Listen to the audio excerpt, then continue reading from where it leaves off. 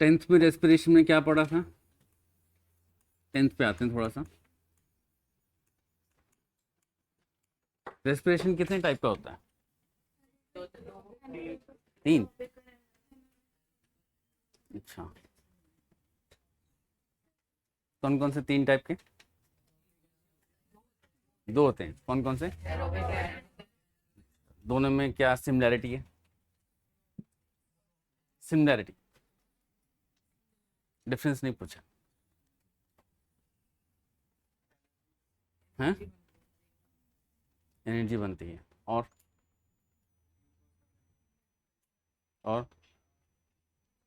बोलते जाओ। हम्म। अच्छा, आपने बोला इसमें होते हैं एरोबिक। ये किस बेसिस पे कहा आपने एरोबिक और एनारोबिक? किस बेसिस पे? ऑक्सीजन है या नहीं है, किस बेसिस पे क्या है? हम्म, प्रोडक्ट के बेसिस पे। और में जो आपने एरोबिक एनारोबिक बोला और उसके साथ आपने कुछ ऑक्सीजन को लिंक किया, फिर एनर्जी को लिंक किया, फिर कुछ ब्रेक डाउन को लिंक किया, ये क्यों किया आपने? टेंथ के बेसिस बताना पड़ा। हम्म, बोलो। कार्बन ब्रेक होता है, ओके। और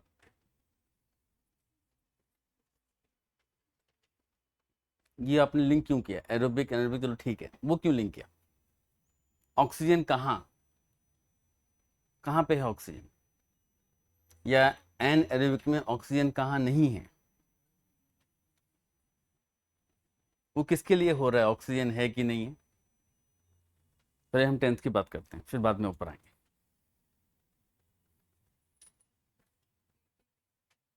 एटीपी एनर्जी हो गया, वो सब किस बेसिस पे कह रहे हो आप?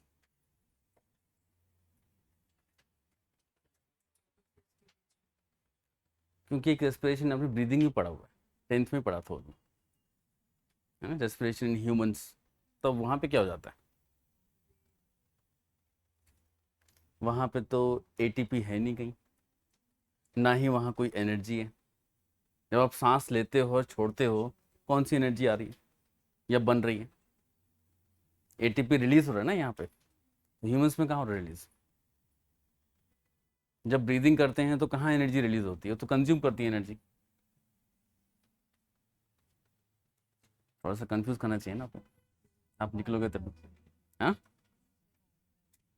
जिसमें, अच्छा, और ह्यूमंस के अलावा बाकी एनिमल्स या प्लांट्स की बात करते हैं जो ऐसे ही हमारी तरह सांस लेते हैं, तो हम क्या बोलेंगे?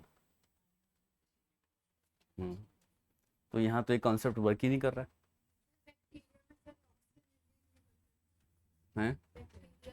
तो साइनस बैक्टीरिया तो करते हैं, बैक्टीरिया तो कर ही रहे हैं ना। हाँ, कुछ तो कर ही रहे हैं। तो रेस्पिरेशन कितने टाइप के हो गए? 2। फिर से वही एरोबिक एनारोबिक? नहीं, अब गड़बड़ है, ये अलग चीज़ है। ये सारा रेस्पिरेशन जो आपने पढ़ा है वो उसका बेसिक क्या था?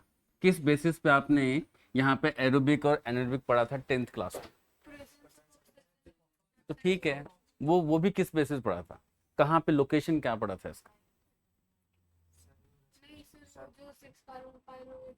हाँ हाँ, कहाँ पढ़ा था वो? What is the location for that? Location क्या था उन सबका? माइटोकॉन्ड्रिया, वो कहाँ पे होता है? सेल में। तो हम किसकी बात कर रहे हैं? सेल की। और जो रेस्पिरेशन ह्यूमंस में होता है वो सेल में होता है कि सेल के बाहर होता है? तो टाइप कितने हो गए? आप कौन से टाइप हुए?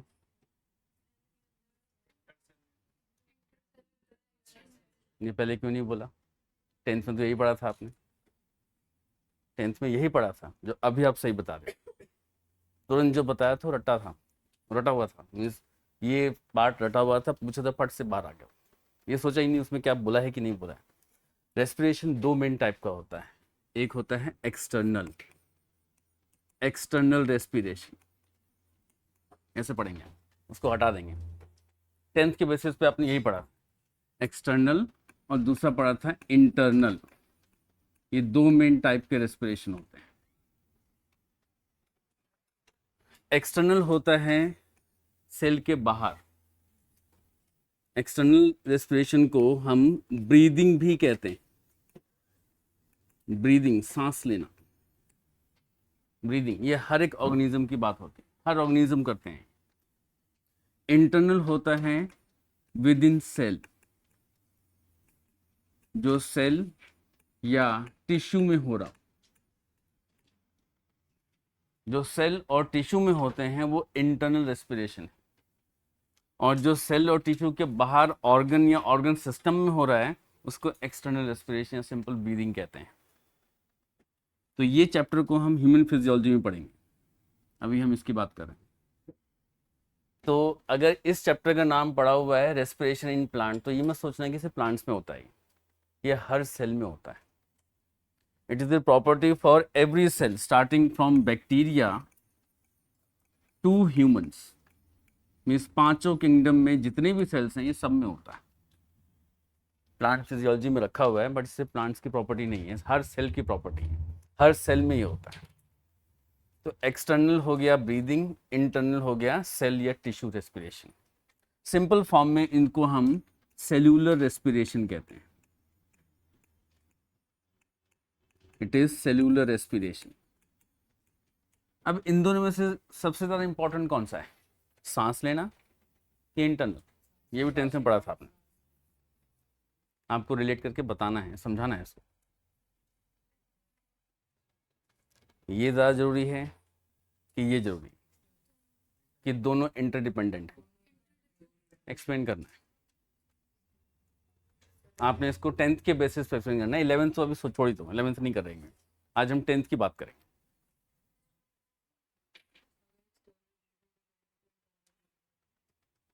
वो कैसे नहीं होगी, डिस्कस करो, कोई बात नहीं, गलत होगा होगा, आंसर आनी चाहिए। तो इसका लिंक क्या है?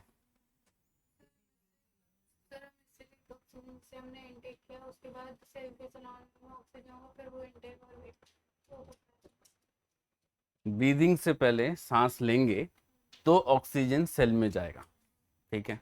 फिर बिल्कुल ठीक है। सेल क्या करेगा ऑक्सीजन का? किसको? वो कैसे पहुंचा, कैसे, वो कैसे पहुंचा? टेंथ में सब लाइफ प्रोसेस में पढ़ा हुआ था। देखो टेंथ में जो टॉपिक था आपका लाइफ प्रोसेस में, पहला क्या था? डाइजेशन सिस्टम, न्यूट्रिशन, फिर था रेस्पिरेशन, फिर था सर्कुलेशन, और फिर एक्सक्रीशन था, है ना? अब अगर किसी के स्कूल में या क्लास में पहले पढ़ा दिया सर्कुलेशन, बाद में पढ़ा दिया डाइजेशन, तो कुछ समझ में नहीं आएगा। मतलब जिसके भी क्लास में चैप्टर पीछे से आगे जा रहे हैं वो बायोलॉजी सिर्फ टाइम पास कर रहा है। अब इसका लिंक क्या है? जो चारों टॉपिक का लाइफ प्रोसेस में था उसका लिंक क्या था? पहले न्यूट्रिशन ही क्यों और फिर रेस्पिरेशन क्यों? क्योंकि जो भी हम खाते हैं वो डाइजेस्ट और एब्जॉर्ब होकर ब्लड में जाता है और ब्लड से फिर वो सेल में पहुंचता है, ठीक है? सेल में पहुंच रहा है। उसके बाद खाते खाते हम सांस भी ले रहे हैं, और सांस जब लेते हैं तो वहां से सेल में ऑक्सीजन पहुंच जाता है। तो हर एक का टारगेट क्या है? जो भी चीज आ रही है जा रही है खून के जरिए वो सेल में पहुंच रहा है, मतलब इंटरनली पहुंच रहा है। और जिसके थ्रू फूड और ऑक्सीजन पहुंच रहा है वो है सर्कुलेटरी सिस्टम। इसके बाद वही आता है। और जब सेल ने पूरा इसको फूड और ऑक्सीजन को यूज किया तो सेल ने अपना वेस्ट बनाया, उस वेस्ट को रिमूव करने के लिए एक्सक्रीटरी सिस्टम होता है। तो अगर कोई पहले एक्सक्रीटरी सिस्टम पढ़ रहा है तो उसको ये समझ में नहीं आ गया हो क्या रहा है। तो सब कुछ सीक्वेंस में चलता है, समझ में आ रहा है? तो रेस्पिरेशन का इन दोनों का क्या, दोनों ही एक दूसरे के बिना नहीं हो सकते। अगर मैं बोलूं कि सिर्फ इंटरनल ज्यादा इंपॉर्टेंट है तो भैया ऑक्सीजन कैसे पहुंचेगा अंदर? क्योंकि इंटरनल रेस्पिरेशन सिर्फ तभी हो रहा है जब सेल को ऑक्सीजन मिल रही है और उसको फूड मिल रहा है तोड़ने के लिए। क्योंकि रेस्पिरेशन क्या होता है, internal respiration, it is oxidation of food, break down of food, food का ब्रेक डाउन है। तो ये क्या था, डाइजेस्टिव सिस्टम। अभी हम 10th में हैं, 11th में नहीं है।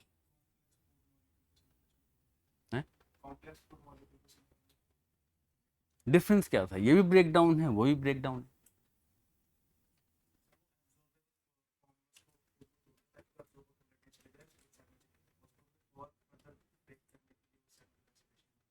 क्यों है, वो तो यहाँ भी रिलीज हो रहा है। किसने कहा आपको? मतलब आप खा रहे हो क्योंकि आपको खाना है एनर्जी भी, तो आप ऐसा क्यों बोलते हो फूड इसलिए खाते हैं क्योंकि एनर्जी मिले? आप तो बोल रहे हो एनर्जी कंज्यूम हो रही है खाते खाते।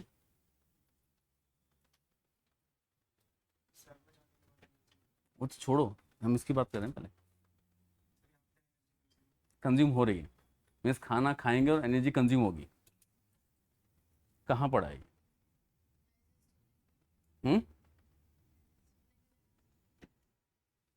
फिर तो डाइजेशन में बहस करेंगे आज तो, आगे जाएंगे नहीं आज तो। मतलब कार्बोहाइड्रेट को अगर कंज्यूम किया, बर्गर के फॉर्म में, ब्रेड के फॉर्म में कार्बोहाइड्रेट कंज्यूम कर रहे हैं और वो टूट रहा है ग्लूकोज के फॉर्म में, तो इसमें एनर्जी कंज्यूम हो रही है। अच्छा जी, बताओ कैसे कंज्यूम हो रही है, एक्सप्लेन करो। हैं, ब्रेक डाउन करके हीट निकल रही है इसमें से, एक्सोथर्मिक रिएक्शन हुआ, वो हीट एब्जॉर्ब कैसे करता है, मतलब एनर्जी कंज्यूम कैसे करता है, मुझे ये समझ नहीं आ रहा, केमिस्ट्री के हिसाब से बता दो। हैं, एनर्जी एंडोथर्मिक में चाहिए होती है, एक्सोथर्मिक रिलीज होती है। फिर तो केमिस्ट्री भी नहीं आता फिर तो। इस कॉन्सेप्ट को एक्सप्लेन करो लेकिन पीछे के तोड़ो मत, यहाँ तोड़ना है, पीछे वाला कॉन्सेप्ट नहीं तोड़ना है। अब जो फूड था ये एनर्जी कंज्यूम कैसे हुआ, एक्सप्लेन तो करो, कोई भी एक्सप्लेन करे। हुआ कैसे, मीन्स किस प्रोसेस से एटीपी कंज्यूम हुआ? जब हम दो ग्लूकोज के मॉलिक्यूल को, जो कि माल्टोस बनाता है ना, दो ग्लूकोज से माल्टोस बनता है, और इसके बीच में बॉन्ड कौन सा होता है, ग्लाइकोसिडिक बॉन्ड, ये आपने पढ़ा है बाई मॉलिक्यूल में, ये ग्लाइकोसिडिक बॉन्ड बनता है। अब एंजाइम्स क्या करते हैं, जो उसको तोड़ रहे हैं, एंजाइम तोड़ रहे हैं, किसको तोड़ रहे हैं, बॉन्ड को, तो बॉन्ड से क्या निकलती है, कहाँ कंज्यूम हो रही है एनर्जी, तो एनर्जी निकल रही है इसमें से, यह सब है। अगर डाइजेस्टिव प्रोसेस में एंजाइम के या जो भी प्रोसेस में एनर्जी कंज्यूम हो रही है, तो यहाँ कैसे कंज्यूम हो रही है, ये तो बॉन्ड एनर्जी तोड़ के एनर्जी रिलीज कर रहा है। और अगर ये कंज्यूम हो रही है तो केमिस्ट्री कॉन्सेप्ट सारे गलत हो जाएंगे आपके, बॉन्ड एनर्जी की। Yes, anyone?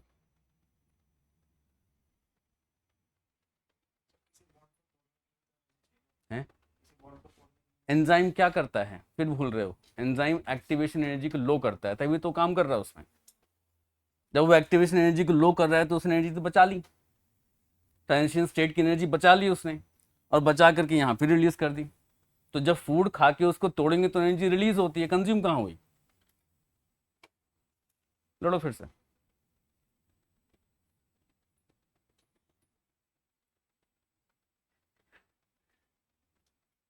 बताओ 10th के बेसिस पे। अभी यहाँ पे एनर्जी रिलीज होती है when food is broken, complex food is broken into simpler ones, energy is not consumed, it is released। ये रिलीज होती है, कंज्यूम नहीं होती है। कंज्यूम करोगे तो केमिस्ट्री तोड़नी पड़ जाएगी, पूरी केमिस्ट्री कॉन्सेप्ट उल्टा हो जाएगा पूरा। और इस फूड का जो ब्रेकडाउन होता है एंजाइमेटिक, वो हीट एनर्जी भी रिलीज करता है।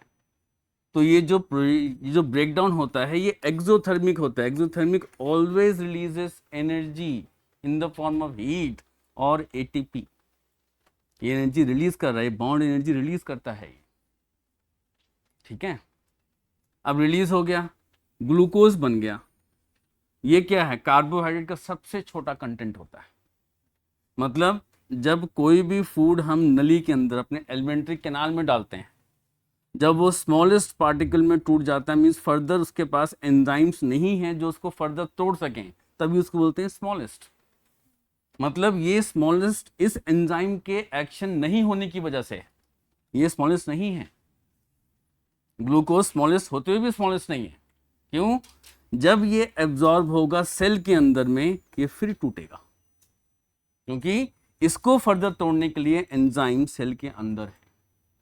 तो आप ये बोलें कि कार्बोहाइड्रेट सबसे छोटा बनाता है ग्लूकोज, वो गलत हो जाएगा, लॉन्ग टर्म में गलत हो जाएगा, क्योंकि वो छोटा है ही नहीं। ग्लूकोज से फिर जब ऑक्सीजन मिलेगी कि नहीं मिलेगी, उसके बेस पे डिपेंड करता है कि बनेगा क्या, वो उस पर डिपेंड करता है। तो स्मॉलेस्ट नहीं है। स्मॉलेस्ट कहाँ बनता है? सेल के अंदर। एक एंजाइम्स होते हैं जो सेल के बाहर काम कर रहे हैं, उनको बोलते हैं एक्सो एंजाइम्स और इंटरसेल्यूलर एंजाइम्स। ये होते हैं इंटरसेल्यूलर, जो सेल के बाहर काम कर रहे हैं, कैविटी में काम कर रहे हैं। एक होता है सेल के अंदर, इसको इंट्रासेल्यूलर एंजाइम्स कहते हैं, ये सेल के अंदर काम कर रहे हैं। दोनों ही एंजाइम का एक ही काम है, तोड़ना। तोड़ के क्या करना? बॉन्ड एनर्जी निकालना। ग्लूकोज के मॉलिक्यूल की जो चेन होती है, इसमें ये बॉन्ड एनर्जी छुपी हुई है। शायद तभी आपने 10th में कैटिनेशन पढ़ा था। क्या था catenation? Self linking of carbon with another carbon to form long chain. क्यों बनाया था लॉन्ग चेन इसने? एनर्जी छुपी हुई थी इसके अंदर। जितनी लंबी चेन होगी उतनी ज्यादा बॉन्ड एनर्जी होगी उसमें, और एंजाइम क्या करेंगे? उसी बॉन्ड एनर्जी को तोड़ करके एनर्जी प्रोड्यूस करते हैं। केमिस्ट्री का लिंक करो। तो यहाँ पे जो सेल के अंदर के जो एंजाइम्स होते हैं, वो छोटी चेन को फर्दर तोड़ने की ताकत रखते हैं। कब तक? जो C6 मॉलिक्यूल है वो 1, 2 या 3 मॉलिक्यूल में ना टूट जाए। मीन्स लास्ट में मकसद क्या होता है? सिर्फ एक CO2 में सारे C निकाल देना है। और ये स्टेप बाय स्टेप इनका ब्रेक डाउन होता है, वन स्टेप कभी नहीं होता है। ऐसा क्यों नहीं होता जो हम खाना खा रहे हैं मुंह में सारा डाइजेस्ट हो जाए, नीचे जाए ही ना, फिर क्या होगा?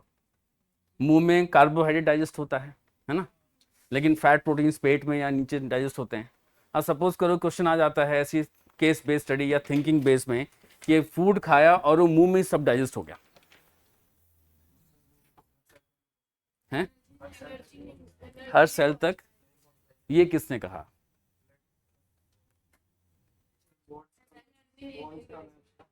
हुँ? क्यों कम है? मैंने क्या बोला? जो नीचे हो रहा है सब ऊपर हो जाए। वन स्टेप डाइजेशन हो जाए, वन स्टेप कंप्लीट डाइजेशन। मुंह में ले लो या पेट में ले लो या सारा का सारा इंटेस्टाइन ले लो। चलो मुंह भी हटा देते हैं। मुंह में कुछ नहीं हुआ क्योंकि मुंह के सैलिवरी ग्लैंड काट के निकाल दिए गए हैं। पेट में कुछ नहीं हुआ क्योंकि पेट को काट के निकाल दिया गया है। इसोफेगस सीधा इंटेस्टाइन से जुड़ गई है।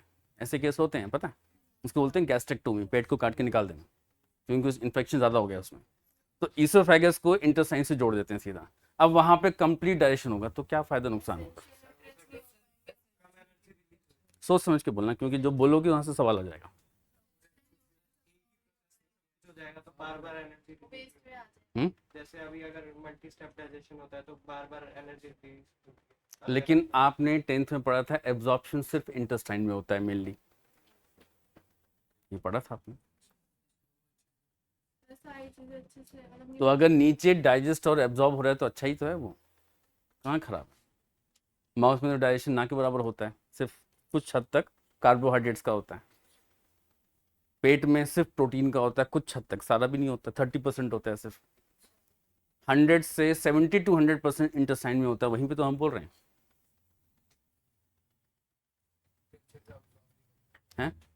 एब्जॉर्प्शन होता ही सिर्फ वही है, वहाँ क्यों नहीं होगा? क्यों नहीं हो पाएगा? स्मॉल इंटेस्टाइन सबसे लंबी होती है, 6 मीटर की लंबी होती है।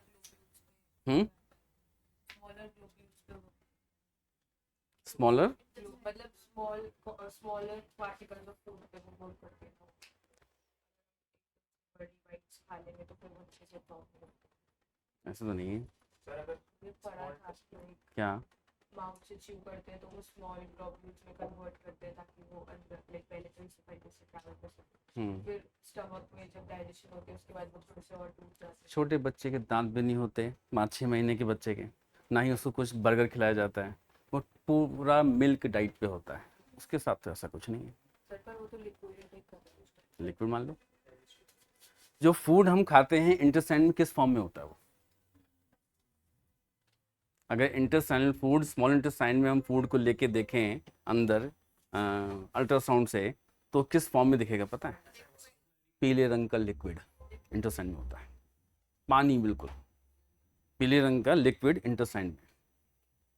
वही इंटेस्टाइन, वही लिक्विड जैसा कि एक बच्चा दूध पीता है कोलेस्ट्रॉल का, मदर्स मिल्क, उसी फॉर्म में होता है सेम।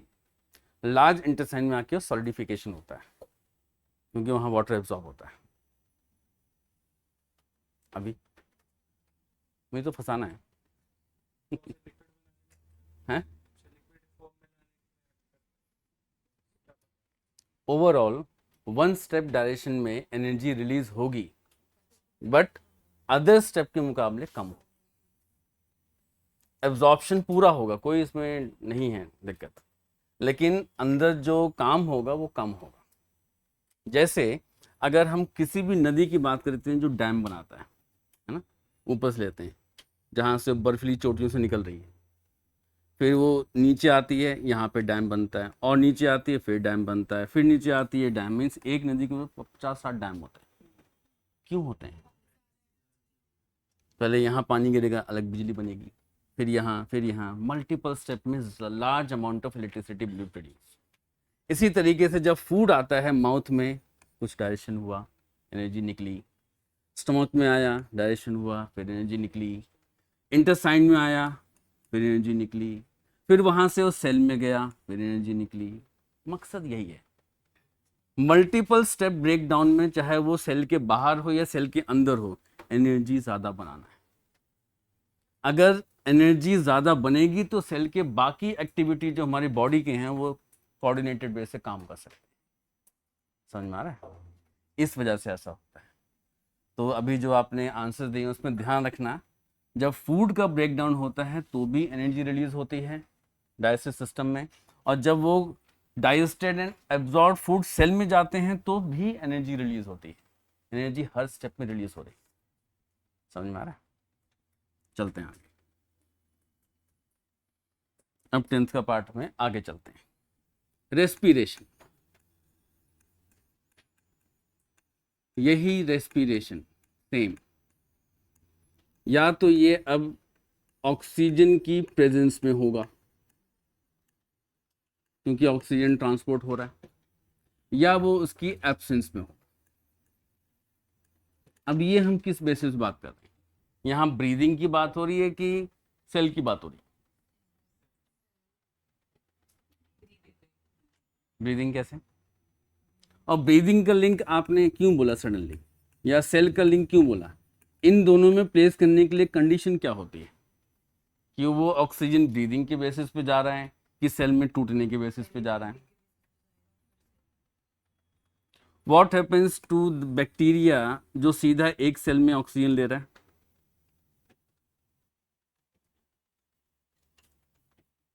एक सेल का ऑर्गेनिज्म है, उसने सराउंडिंग से ऑक्सीजन ले लिया, ये ब्रीदिंग है? क्यों? तो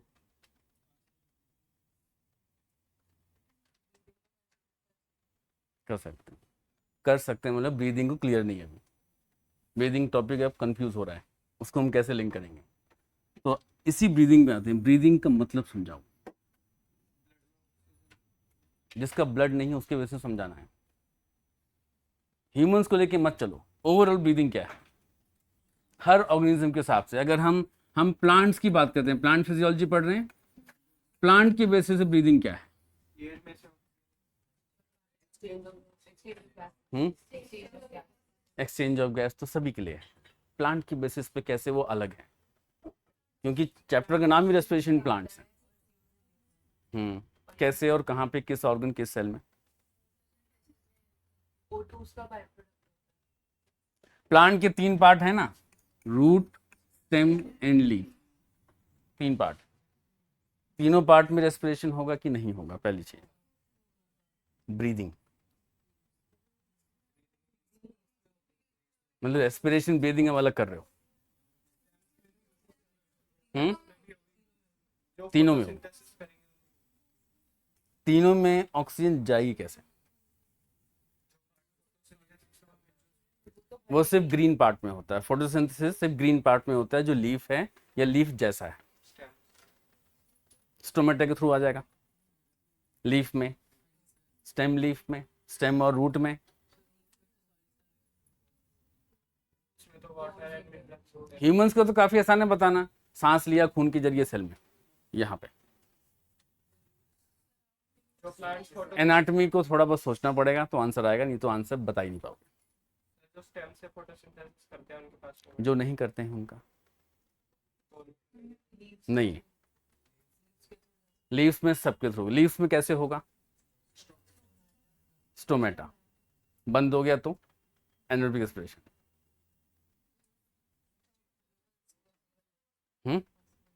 मीन्स 12 घंटे अगर रात है या शाम है तो प्लांट लीफ अपना स्टोमेटा को बंद कर देंगे और रात में वो शराब बनाएंगे क्योंकि अल्कोहल बनता है एनारोबिक। वाटर को अब्जॉर्ब करता है और सुबह हम गए शराबी पत्तियां खा के नशे में आ गए, ऐसा होता है। उसका जो रूट्स वाटर अब्जॉर्ब करती है उस स्रोत से।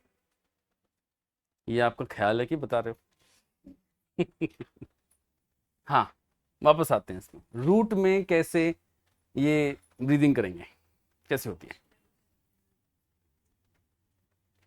आपने पहले सही आंसर दिया था इसका, लेकिन अब भूल रहे हो।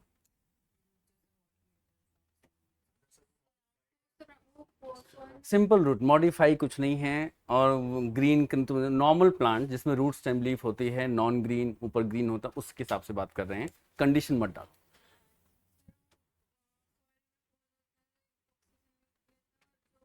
हाँ, सॉइल पोर ठीक है। सॉइल पोर मीन्स रूट्स जो हैं वो मिट्टी में होती हैं, सॉइल में, और सॉइल में पोर्स होते हैं। इन पोर में ऑक्सीजन होता है, बिल्कुल ठीक है, ये परफेक्ट है। आगे आगे रूट कौन से पार्ट से, मीन्स कौन से सेल से जा रहे हैं? वाटर के साथ वाटर तो बाउंड ऑक्सीजन होता है, फ्री तो होता ही नहीं है। वाटर के साथ जा रहा है, कैसे जा रहा है? H2O प्लस O2 कि H2O अकेले जा रहा है कि उसमें ऑक्सीजन मिल जाएगा आगे जाके? H2O प्लस O2, ऑक्सीजन भी जाएगा। लीफ में H2O और प्लस O2,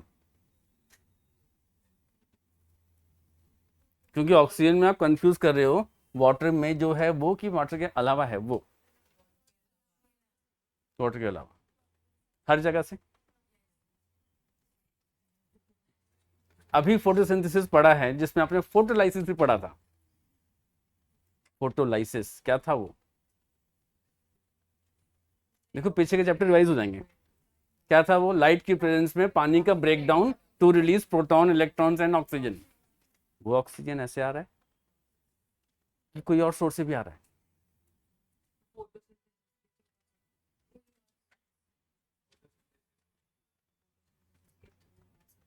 आ सकता है। जब CO2 रिलीज करेंगे तब पहले रूट को ले लेते हैं, फिर स्टेम लीफ में आते हैं।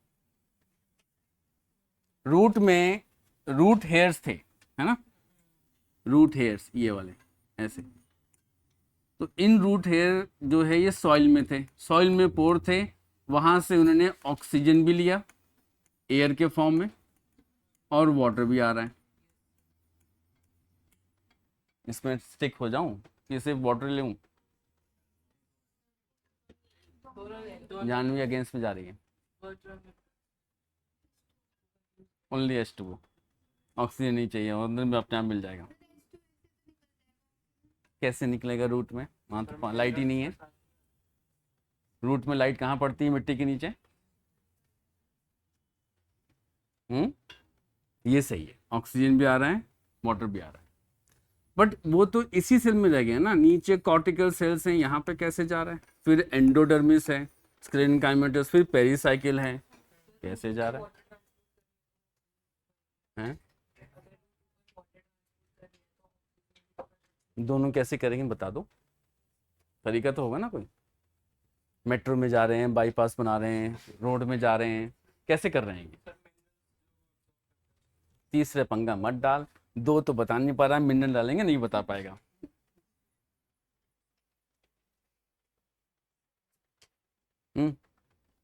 कमरान सोच रहा है वाटर के क्यों जाएगा, क्यों जा सकता है? सेल वाले चैप्टर में आपने सेल मेम्ब्रेन की प्रॉपर्टी पढ़ी थी, क्या क्या थी वो? अरे प्रॉपर्टी क्या थी सेल मेम्ब्रेन की, फंक्शन क्या था?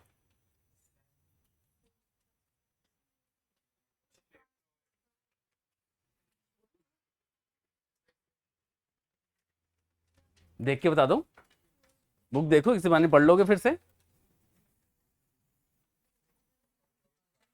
हैं। हाँ, सेल मेम्ब्रेन का फंक्शन। अच्छा, और हाँ वो प्रॉपर्टी नहीं है, फंक्शन, फंक्शन बताओ। अब आपको टॉपिक लिंकिंग सिखाना है मैंने। एक इंपॉर्टेंट सबसे कॉमन है, कोई नहीं, हाँ ट्रांसपोर्ट लिखा हुआ है इसमें, ट्रांसपोर्ट ऑफ मटेरियल्स। कौन सा मटेरियल है ट्रांसपोर्ट का जो होता है सेल मेम्ब्रेन में? सॉलिड, लिक्विड एंड गैस, है ना, तीनों होता है। गैस में आ गया ऑक्सीजन और CO2, लिक्विड में वाटर आ गया, सॉलिड में मिनरल्स आ गए। फिलहाल इसको काट देते हैं, इन दोनों में लटकते हैं। ये दोनों कैसे जाएंगे? ट्रांसपोर्ट तरीका क्या होगा ट्रांसपोर्ट का? आंसर सिंपल है, ये डिफ्यूजन से जाता है। The process is diffusion. ये आंसर सीधा बोलना चाहिए था, तब था 10th में, 9th में भी था, 10th में भी था, 11th में मिला के ऐड कर दिया गया। 9 10th को अच्छे से पढ़ लो, 11th पढ़ने की जरूरत ही नहीं है, हैं? सब लिखा हुआ है, ऑस्मोसिस भी लिखा हुआ है, देखो। लिक्विड जाता है ऑस्मोसिस के थ्रू, ये हमने पढ़ा भी था, और आपने अनलकीली स्कूल का टेस्ट भी दिया हुआ है, और मार्क्स भी शायद टॉप आ रहे होंगे, लेकिन यहाँ बता नहीं पा रहे टॉप कैसे कर लिया। वो टीचर कौन थी जिसने मार्क्स दिया, पढ़ाया किसने हैं? नहीं, यहाँ सारे टॉपर ही बैठे, मुझे पता है आगे जाके टॉप करेंगे, लेकिन जब लिंक करो तब टॉपर मानते हैं ना। यहाँ पे आंसर कुछ और देते हो, पीछे कुछ और पढ़ते हो, लिखते हो कुछ और हो। स्प्लिट पर्सनालिटी के लोग सारे। तो ये डिफ्यूजन के थ्रू जा रहा है, लेकिन डिफ्यूजन कैसे होगा? अपने आप, इसको किसी की जरूरत नहीं है डिफ्यूजन को, ये विदाउट मेम्ब्रेन भी जा सकता है। तो आंसर क्या बोलना चाहिए था आपको? ये अपने आप हाई टू लो कंसंट्रेशन जाता रहेगा, अपने आप, इंडिपेंडेंट ऑफ मेम्ब्रेन ट्रांसपोर्ट, अपने आप जाएगा। तो ऑक्सीजन तो जाएगा जाएगा, तो कोई रोक ही नहीं सकता है, चाहे डेड ले रहे हो चाहे लिविंग हो, अपने आप क्रॉस कर लेगा। अब आती है बारी वाटर की। वाटर भी higher to lower concentration membrane के थ्रू ऑस्मोसिस के जरिए जाएगा। फिलहाल हम इसको छोड़ देते हैं, हमें चाहिए ब्रीदिंग के बारे में।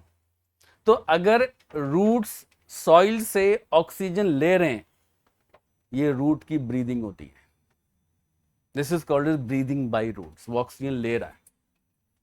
अब ऑक्सीजन क्यों ले रहा है? वो सांस लेने का मकसद क्या है इसका?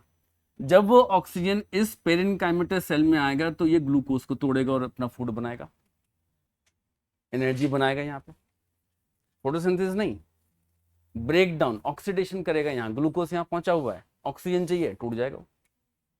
अगर सॉइल के पोर में ऑक्सीजन नहीं है या बहुत कम है, तो ये ऑक्सीजन नहीं होने के बाद रूट क्या करेगा? उसकी सांस फूल जाएगी। क्या होता है जब हम रोहतांग पास में जाते हैं, जहाँ ऑक्सीजन कम होता है, पर्सन को क्या होता है? सांस फूलती है, उल्टियाँ आती हैं, नाक से खून आता है, कुछ ऐसी सिम्टम प्लांट्स को आते हैं। नॉट खून की तरह क्या होगा? ये रूट हेयर मुरझा जाएगा, इसको बोलते हैं wilting, and finally the entire plant will die. ये सब कुछ रूट से हो रहा है।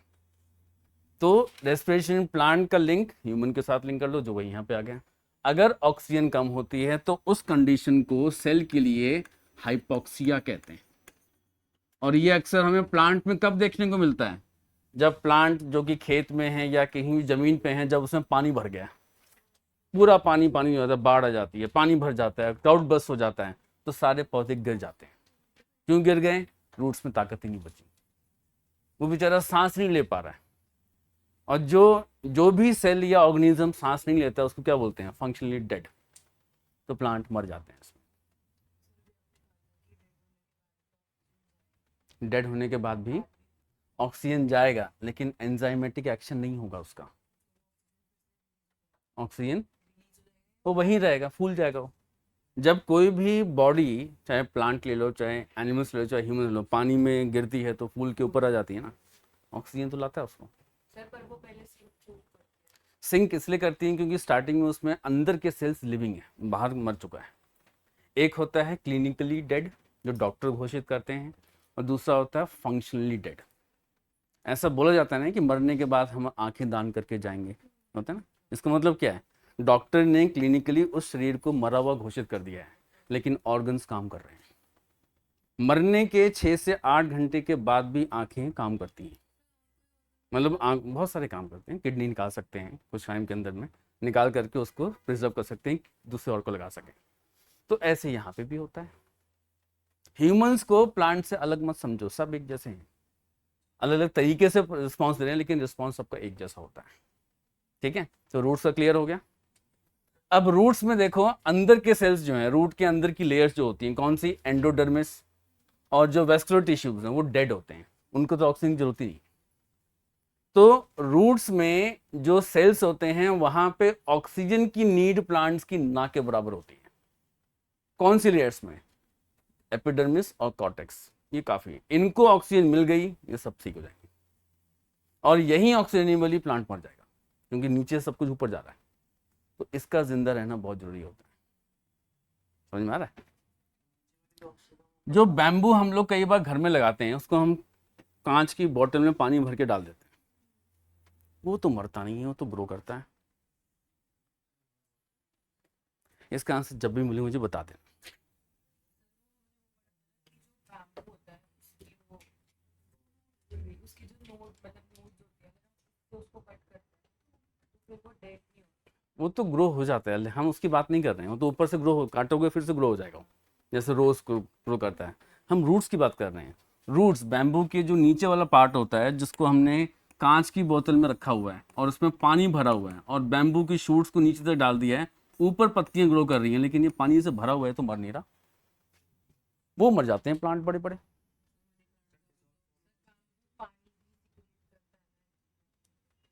मतलब जैसे कोकोनट के अंदर भी पानी होता है। सो रही है ये लड़की नींद में।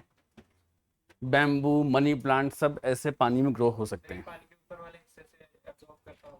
फिर इसमें ट्रांसपिरेशन ज़्यादा होता है, वो तो सब में होती है, इसमें और ज़्यादा होता है। और ज़्यादा होती है। उससे क्या होगा? चलो इसको सर्च करना आंसर, ठीक, जब मिलेगा तो बताना। अभी आगे चलते हैं। तो रूट का हमने फंक्शन देख लिया, रूट को कैसे कैसे प्लांट से मतलब ऑक्सीजन कैसे मिल रहा है। अब आते हैं स्टेम पे।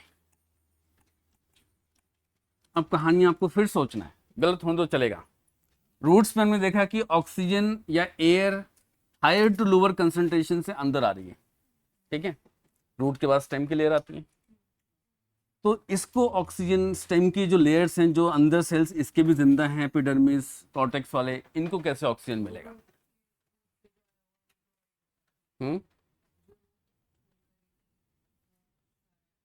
रूट पुल नहीं करती, वो ऑक्सीजन, मैंने क्या कहा, डिफ्यूजन से अपने आप जा रहा है। पक्का? एनाटॉमी चैप्टर निकालो एक बार,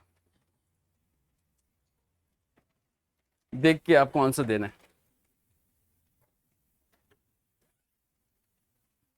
सोचो जरा उसके ऊपर।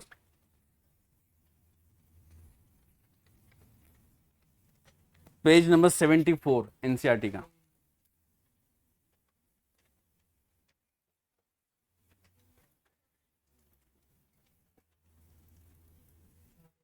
कैस्पेरियन स्ट्रिप लिखा हुआ है एक जगह पे।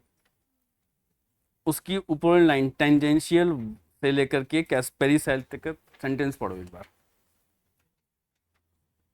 सेंटेंस रीड करो और जो आप कह रहे हो फिर लिंक करके बताओ मुझे। हाँ, नई एनसीईआरटी में 74 पेज, पुरानी वाले में डाइकॉट रूट निकालो, डाइकॉट रूट, उसी के अंदर में देखो कैस्पियन स्ट्रिप लिखा हुआ है, उसको रीड करो।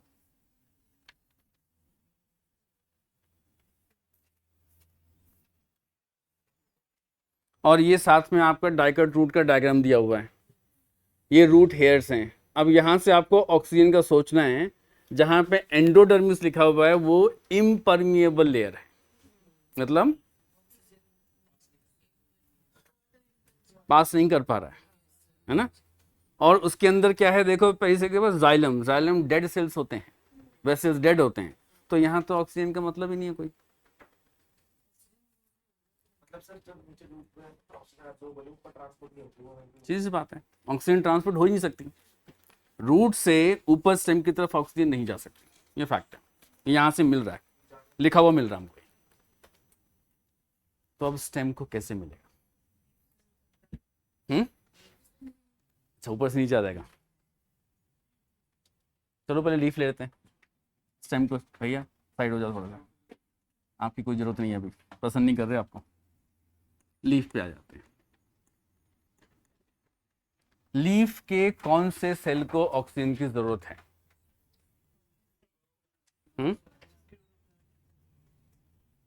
या हम ये कहें कि लीफ के ऑलमोस्ट एवरी सेल, हर सेल के पास अपनी ऑक्सीजन है,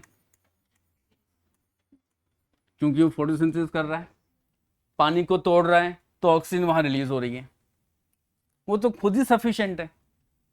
मतलब अगर एक सेल जो खुद बना करके अपने लिए भी यूज कर रहा है, कुछ बाहर निकाल रहा है, बाहर कहाँ निकाल रहा है? स्टोमेटा से बाहर, है ना। अब आप बोल रहे हो कि वहां से वो लेकर के नीचे स्टेम में देगा, तो स्टोमेटा में क्या दरवाजा में जाएगा बाहर?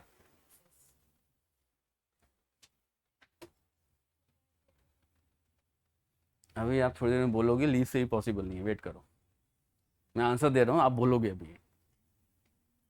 जो स्टोमेटा से ऑक्सीजन निकलता है, ऑक्सीजन मतलब गैस, गैस का ट्रांसपोर्ट कैसे होता है? Higher to lower concentration. High concentration कहां बन रहा है? लीफ में। यहाँ पे हाई कंसंट्रेशन है, लो मींस एटमॉस्फेयर में जहां स्टोमेटा के बाहर है वहां लो है, तो ऑक्सीजन बाहर निकल रहा है, स्टोमेटा से ऑक्सीजन बाहर निकल रहा है। इनकेस अगर बाहर के सरफेस पे ऑक्सीजन हाई हो जाता है, तो वही ऑक्सीजन फिर अंदर उन्हीं सेल्स में आएगा जहां से निकला था वो, स्टेम में तो जा ही नहीं रहा है। अब बताओ,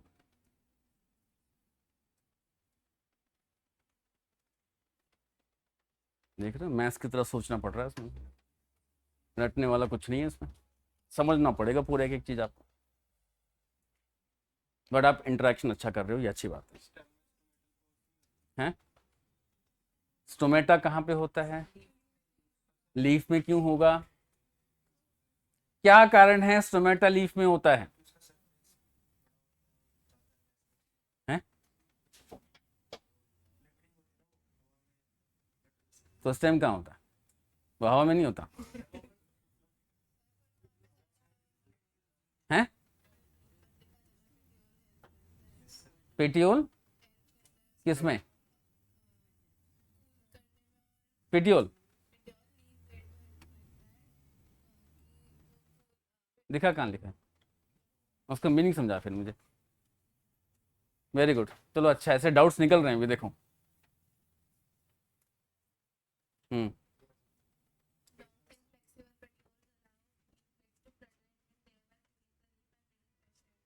फिर से धीरे धीरे पढ़ो, अंग्रेजी कम आती है, धीरे धीरे पढ़ो।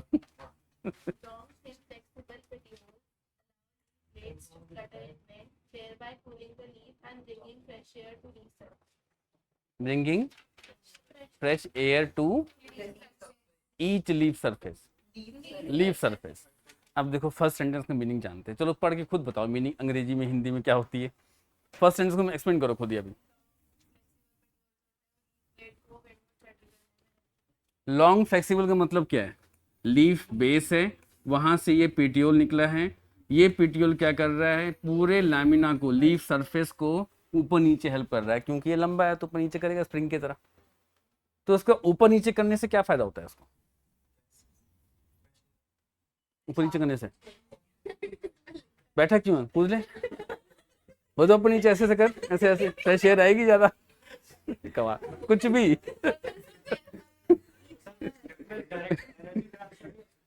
कॉन्सेप्ट अजीब है, बताएं। आप बैठे बैठे सांस ले, उसको बोले तू फ्रेश एयर आ रही है ऊपर नीचे करके ऐसे।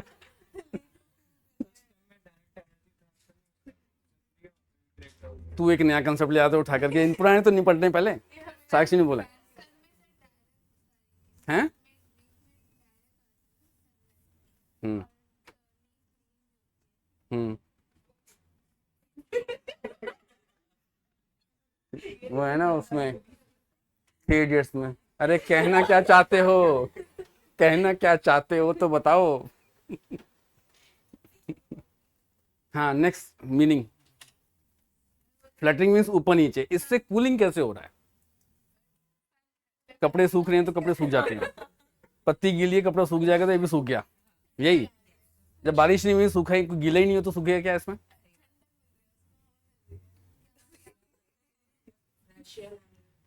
ये क्या होता है?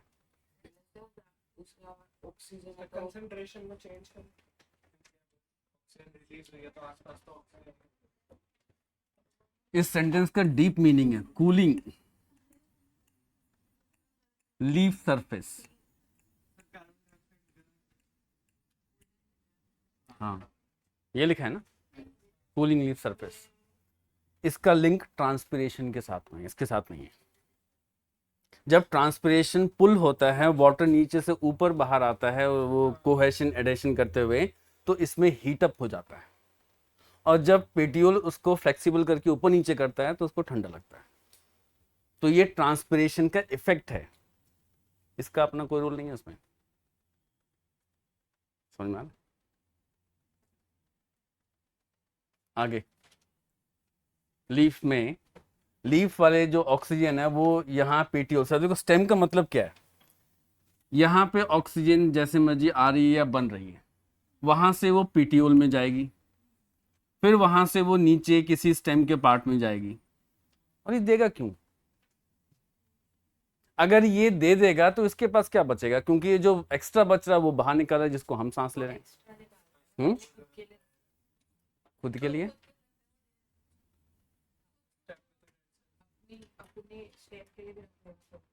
रख लेगा। ये दोस्ती यारी में नहीं जाते हैं, इनको फ्रेंडशिप से कोई मतलब नहीं है।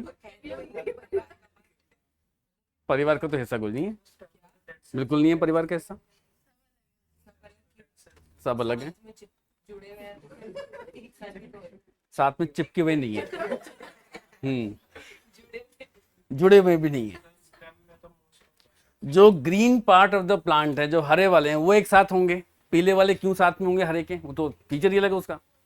पेटियोल येलो कलर का है, वेन्स येलो कलर की हैं, मिडरिब येलो कलर की हैं, वो अलग हो गया, वो है xylem phloem. What does petiole, midrib and veins represent? ये रिप्रेजेंट करता है जाइलम एंड फ्लोएम। और जाइलम फ्लोएम में क्या पढ़ा था हमने? डेड सेल्स होते हैं, इनको ऑक्सीजन की जरूरत नहीं है।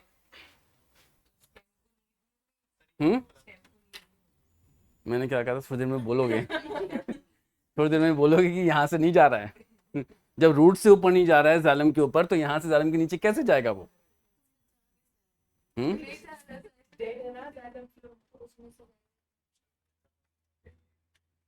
वापस इस टाइम आ गया। चलो, लीफ के हर सेल सफिशिएंट और पोटेंट होते हैं अपने अंदर ऑक्सीजन को स्टोर करने के लिए। इन केस यहाँ पे अगर वाटर का फोटोलाइसिस नहीं होता है, वो कब नहीं होता है? ये हमने पढ़ा था लास्ट चैप्टर में, जब PS1 अकेला काम करता है तब फोटोलाइसिस नहीं होगा। उस कंडीशन में जो क्लोरोप्लास्ट के सेल्स होते हैं, जिसको क्लोरीन काइमा कहते हैं, वो ऑक्सीजन डेफिशिएंट हो सकते हैं, तभी स्टोमेटा से बाहर से ऑक्सीजन अंदर आ जाता है।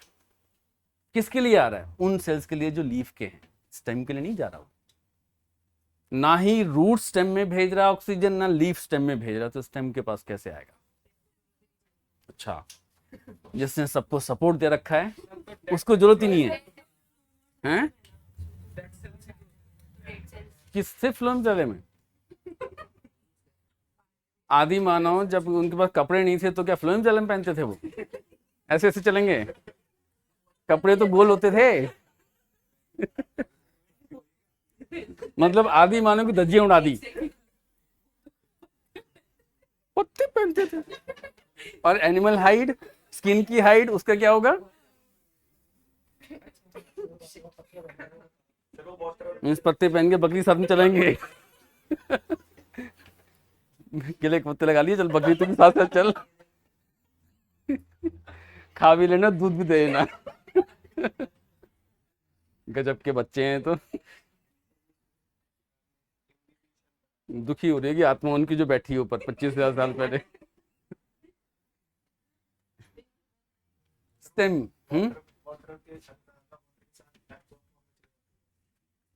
होंगे? आपका ख्याल है कि आप आंसर दे रहे हैं? मतलब मेरे को डाउट हो जाता है जब पूछ रहे हो कि आंसर दे रहे हो, मुझे डाउट हो जाता है। पहले आप बोला करो कि क्या बोल रहे हो आप।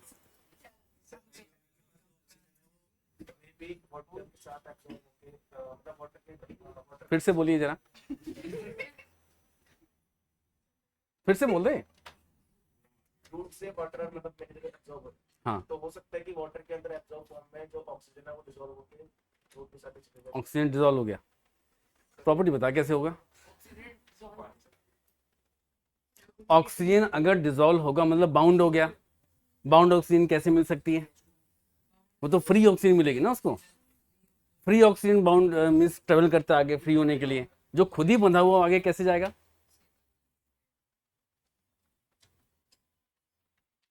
कुछ भी बोले जा रहे हैं। ओके, स्टेम के बाकी कॉन्सेप्ट तुक्के मारो जरा। आकांक्षा हैं? देखो सही बोला आंसर एकदम। स्टेम में पोर्स होते हैं। निकालो एनसीईआरटी बुक फिर से, स्टेम वाला टॉपिक निकालो।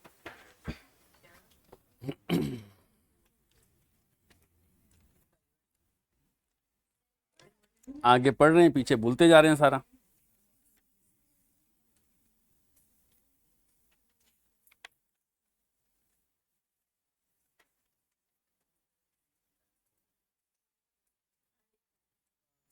क्या लिखा है? जाके उस स्टेम पढ़ो जरा एक बार।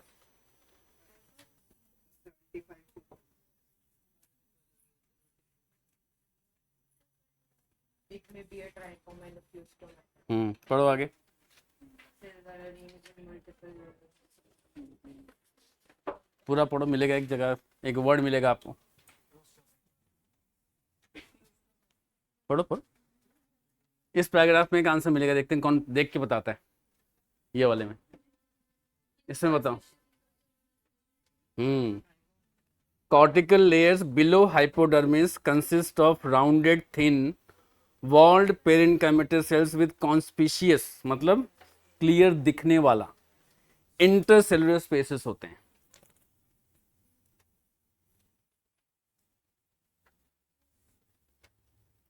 ये डाइकॉट ए वाला पार्ट देखो डायग्राम का,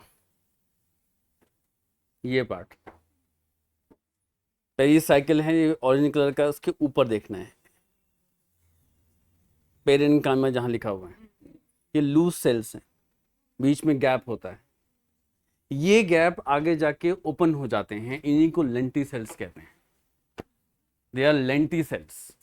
पोर जो भी आकांक्षा कह रही थी, इनमें पोर्स होते हैं अलग से, जैसे स्टोमेटा पोर्स होते हैं। स्टोमेटा क्या होता है? रात में बंद हो जाता है, या किसी किसी में दिन में बंद हो जाता है। लेकिन लेंटी सेल्स जो पोर होते हैं वो हमेशा खुले रहते हैं। लेंटी सेल्स ये स्टेम में होते हैं, सिर्फ स्टेम में। कैक्टस में स्टोमेटा होता है, स्टेम में वहीं से जाएगा, सब जाएगा। हाँ, लीव्स नहीं होती। वो स्टेम जो है वो एक मॉडिफाइड हो जाता है, लीफ का फंक्शन वही करता है। और जो spokes होते हैं, क्या? जो मतलब बाहर कांटे होते हैं, spikes वाले। कांटे को क्या बोलते हैं? स्पाइन्स। फिर एक और कांटे को क्या बोलते हैं? हॉर्न्स। Anyone difference? कांटे और कांटे में क्या डिफरेंस है? वो spine है ना,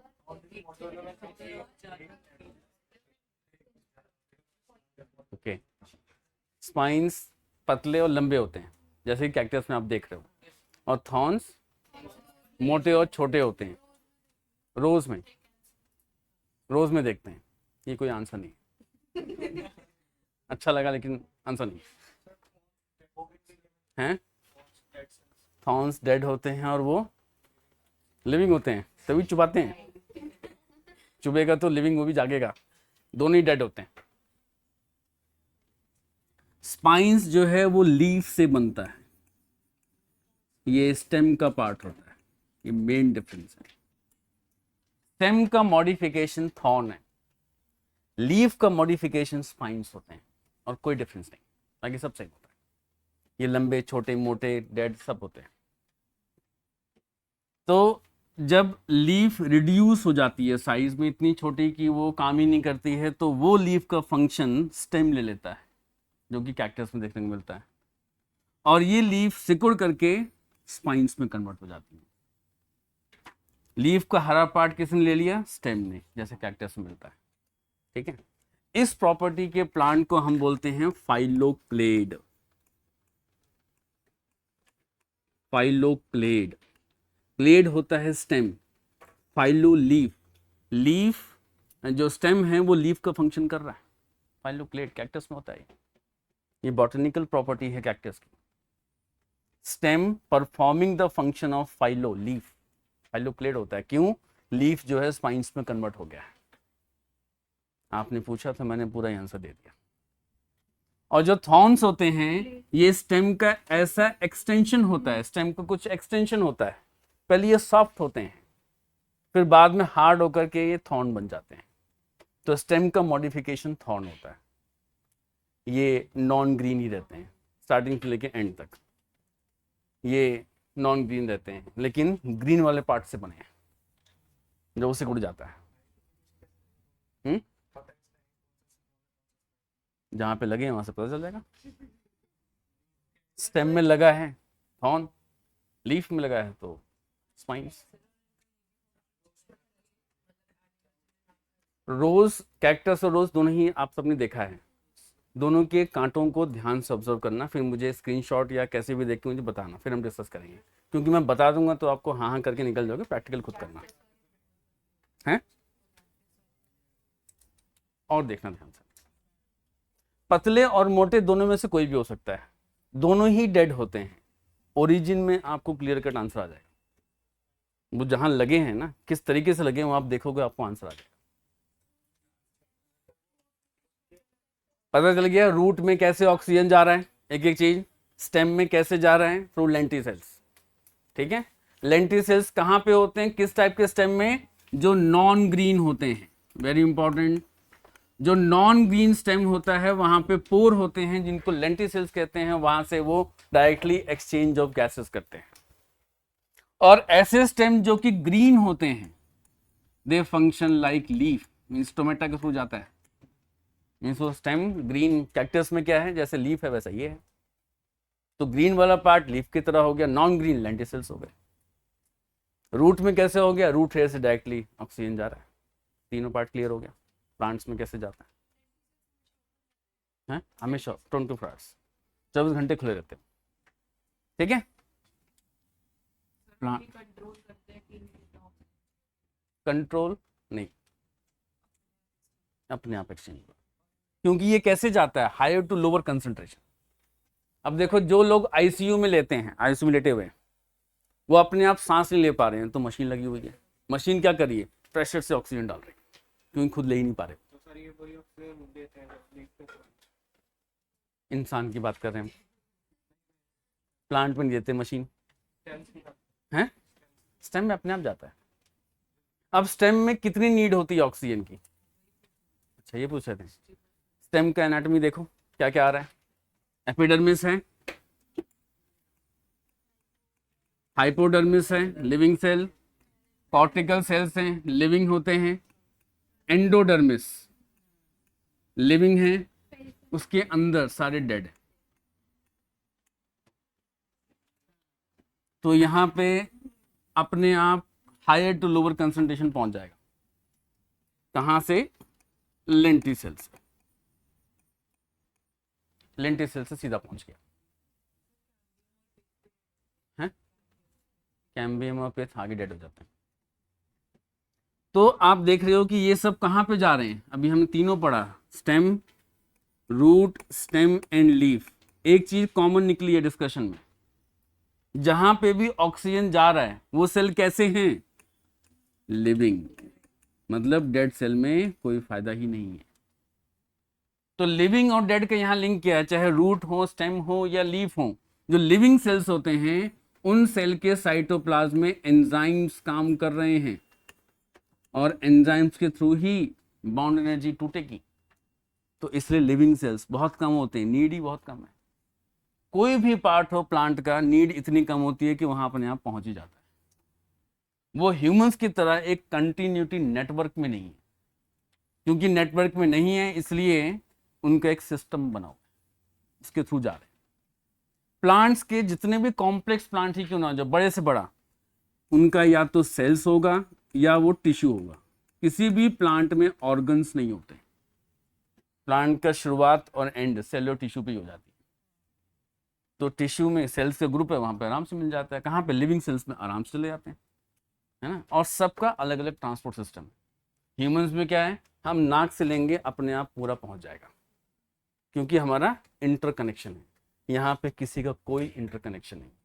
रूट अलग ले रहा है, स्टेम नीड अपनी अलग पूरी कर रहा है, लीफ अपना अलग पूरा कर रहा है, लेकिन कोऑर्डिनेशन सारा मिलकर कर रहा है दूसरे तरीके से। अब सपोज करो, एक सोचने वाली बात है ये, रूट्स में ऑक्सीजन आ रहा है, अपने तरीके से काम कर रहा है अपने लेवल पे, लेकिन कोऑर्डिनेट कर रहा है ऊपर तक। स्टेम अपने आप ट्रांसपोर्ट कर रहा है ऑक्सीजन अपने ही अंदर में, कोऑर्डिनेशन कर रहा है लीफ के साथ में। लीफ अपने तरीके से काम कर रहा है, कोऑर्डिनेशन नीचे तक कर रहा है, क्योंकि फूड नीचे तक जाएगा। अगर इंसान ऐसा हो जाए तो हर एक स्टेप में चैंपियन बन जाएगा, पता है आपको। अपना अपना काम करो, जब बारी आए कि दोस्ती निभानी है, एक साथ आ जाओ। और दोस्ती निभाते निभाते पढ़ोगे तो बर्बाद हो जाओगे, क्योंकि कोऑर्डिनेशन हमेशा काम नहीं आता है। ये सीखने की जरूरत है इंसान से। फिजिक्स अलग पढ़ो रूट की तरह, केमिस्ट्री स्टेम की तरह, बायोलॉजी लीफ की तरह, कोऑर्डिनेशन करो, नीट क्रैक करो, है ना। अच्छा आंसर है। आगे आते हैं। तो इससे कंक्लूजन क्या निकला हमारा अभी पूरा, कि जो भी ऑक्सीजन ट्रांसपोर्ट हो रहा है प्लांट्स के अंदर में, वो ट्रांसपोर्ट हो रहा है लिविंग सेल्स में। लिविंग सेल्स क्यों हो रहा है, क्योंकि इस ऑक्सीजन की हेल्प से सेल के अंदर जो फूड है, सेल्यूलर फूड, इस सेल्यूलर फूड को रेस्पिरेटरी सबस्ट्रेट कहते हैं। It is called respiratory substrate. मतलब वो केमिकल जो ऑक्सीजन के साथ बाइंड करने वाला है टू रिलीज एनर्जी, बाइंड करके एनर्जी रिलीज करवाएगा। इसमें ऑक्सीजन का सबसे इंपॉर्टेंट रोल है। और जो एनर्जी रिलीज करवाएंगे उसमें पूरे एंजाइम्स अपना रोल प्ले करते हैं। मतलब इन एंजाइम्स को ऑक्सीजन की जरूरत होती है। अगर ऐसे ही कोई सेल जहां पे सेलुलर रेस्पिरेशन हो रहा है सेल के अंदर में, वहां पे फूड है, सबस्ट्रेट है, लेकिन ऑक्सीजन नहीं है, तो एंजाइम एक्शन नहीं हो पाएगा। इसका ये रोल होता है। तो ऐसा रेस्पिरेटरी रिएक्शन जो ऑक्सीजन की प्रेजेंस में फूड को तोड़ रहा है, उसको बोलते हैं एरोबिक। एरोबिक क्यों कह रहे हैं, क्योंकि एंजाइम्स वैसे ही हैं उसके, वो एंजाइम्स बिना ऑक्सीजन के काम ही नहीं कर सकते, तभी कहते हैं एरोबिक रेस्पिरेशन। ठीक है, ऑक्सीजन के प्रेजेंस में क्यों, क्योंकि एंजाइम्स चाहिए उनको, उस एंजाइम को ऑक्सीजन चाहिए, वो बिना ऑक्सीजन के काम ही नहीं करेगा, तो एरोबिक हो जाता है। Is it clear. अब अगर ऑक्सीजन नहीं है, इसको ऑक्सीजन नहीं मिल रहा है, बिल्कुल भी नहीं है, या ऑक्सीजन डेफिशिएंट हो गया, पहले लेते हैं डेफिशिएंट, कम हो गया, और एक लेते हैं एब्सेंट है, तो क्या लगता है आपके हिसाब से क्या होना चाहिए। फूड है लेकिन ऑक्सीजन कम है, एक में, दूसरे में है ही नहीं,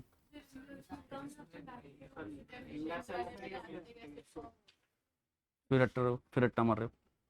पूरी तरह से एंजाइम वर्क नहीं करेगा, ज्यादा एनर्जी लगेगी, ज़्यादा एनर्जी ज्यादा एनर्जी यूज हो रहा है। मतलब सेल लिविंग है कि डेड है? एब्सेंट वाले में एब्सेंट वाले में डेड है। तो उस फूड का कोई यूज है? बड़ा क्वेश्चन है। उस फूड का कोई यूज है? फूड वहां पड़ा हुआ है।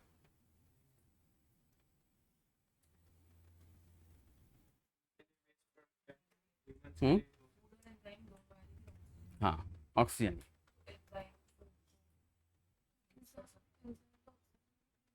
सर उनके लिए वेस्ट प्रोडक्ट होगा, हमारे लिए यूजफुल होगा। नहीं, हमारे लिए नहीं, इनके लिए। उनके लिए नहीं सर, शायद फूड है, एंजाइम है, ऑक्सीजन नहीं।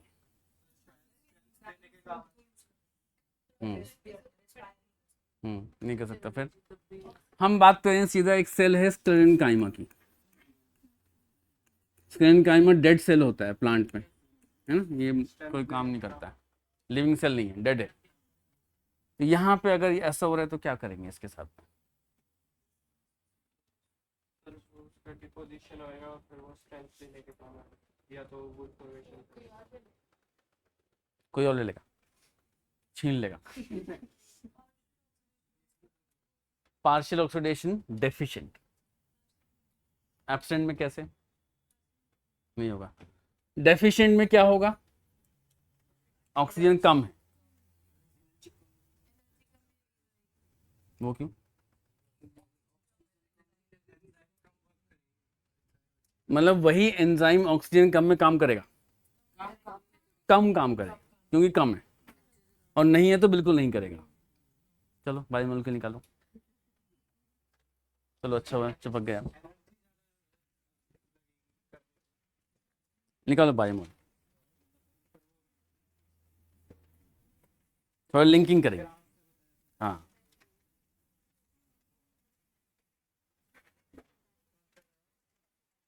Energy 9.5 figure.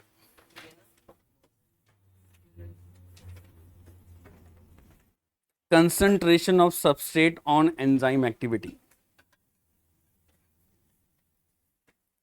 Temperature and pH. इसको पढ़ लो पहले, टेम्परेचर एंड पीएच, 4-5 सेंटेंस है। पहले ही सेंटेंस पढ़ लो, और दूसरा ध्यान से पढ़ना, वर्ड टू वर्ड, धीरे धीरे पढ़ना, वर्ड टू वर्ड एक चीज क्लियर होगा।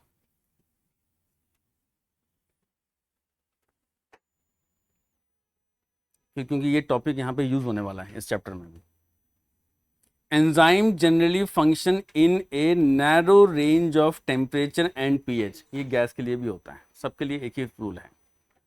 Each enzyme show its highest activity at a particular का मतलब फिक्स जितना है, मतलब उस फिक्स में कम हो गया तो नहीं, ज्यादा हो गया तो अप्लाई करो उसको। जो आपने अभी समझा उसको इमीडिएटली अप्लाई करो। हाँ, यस, अगर फिक्स होगा तो एंजाइम काम करेगा, अगर कम हो गया या नहीं है वो एंजाइम काम ही नहीं करेंगे, क्योंकि वो क्या होते हैं enzymes, they are highly specific. इस वर्ड को ध्यान देना है, हाईली स्पेसिफिक होते हैं वो फिक्स्ड कंडीशंस में ही काम करते हैं, हल्का सा बदला एंजाइम इनएक्टिव हो जाएगा। अब इस डेफिशिएंट के साथ क्या होता है हम नेक्स्ट क्लास में पढ़ेंगे, अभी कहानी चल रही है, चैप्टर शुरू नहीं हुआ है।